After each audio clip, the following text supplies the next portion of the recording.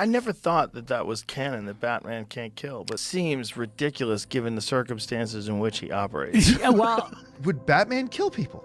they go like, well, don't put him in a situation where he has to kill someone. Do you think Batman should kill? No. Now, we're talking about the movie's version. No. So, okay, No. so Batman should not kill under any circumstances. I think with Batman, when it comes to killing in Batman, there's the best movie that just sums this up, Under the Red Hood, where it tells the story of Jason Todd.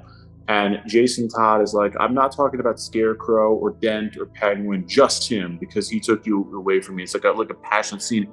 And you can tell he wants like Batman to be the one to kill the Joker. Like he has the gun. And it's like Jason Todd, the only thing that's stopping him is he really wants, like, you know, this man who abuses his father, Batman, to be the one to kill for him instead of him doing it. And Batman says the reason I can't do it is because if I make one exception, I'll never go back. And that's the thing about Batman. Batman is he's this heroic character. He is a hero, but he's also a man that's in kind of a complex mental state. At the end of the day, if there was like a situation like this that happened in real life, and I'm not gonna lie to you, there were parts of the Pattinson movie, like him standing out of the nightclub, I'm like, yeah, I could actually see this on the news, where if there was a person who was saying they're gonna, you know, run around and stop crime, you would think he's like a mentally ill person. Like you think Phoenix Jones, I'm not sure if you know who he is. I don't know who that is. We'll discuss later. Okay, but you would assume they're mentally unwell. And I think Batman is clearly someone off in many ways, but if he were to allow killing, he wouldn't stop killing. That's number one. And then number two, I think Batman also not killing gives him this edge over the police where he can't be, you know, the police, the jury, the judge, the prosecution. He can't be all those figures at once. He just has to be the one to stop the crime and let it to the law after a certain point. If he started becoming like the mercenary of the city, he'd be feared.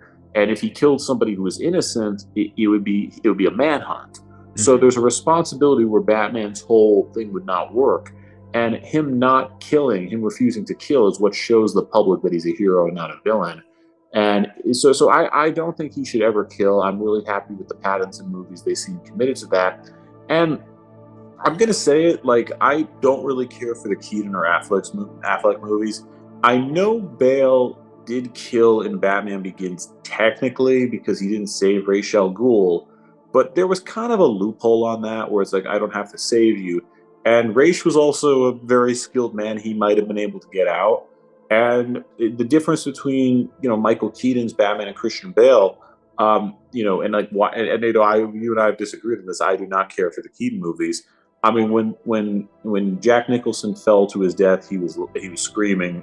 Ledger was laughing, and Keaton let him die and said he was going to kill him, while Bale, you know, saved his life. And you could almost tell, like, you know, Ledger was disappointed about it, which really, you know, to me was great. And honestly, I think that scene of him just like, you know, saving the Joker, that really was why The Dark Knight is seen as this great movie. And then when you see the Affleck films where he's just killing constantly, like death doesn't have a meaning to Affleck, I actually think that was a problem. So yeah, I'm not a huge fan of the idea of killing. I think it's horribly wrong to do, and I hope James Gunn makes the right decision. Let me know your opinion in the comments.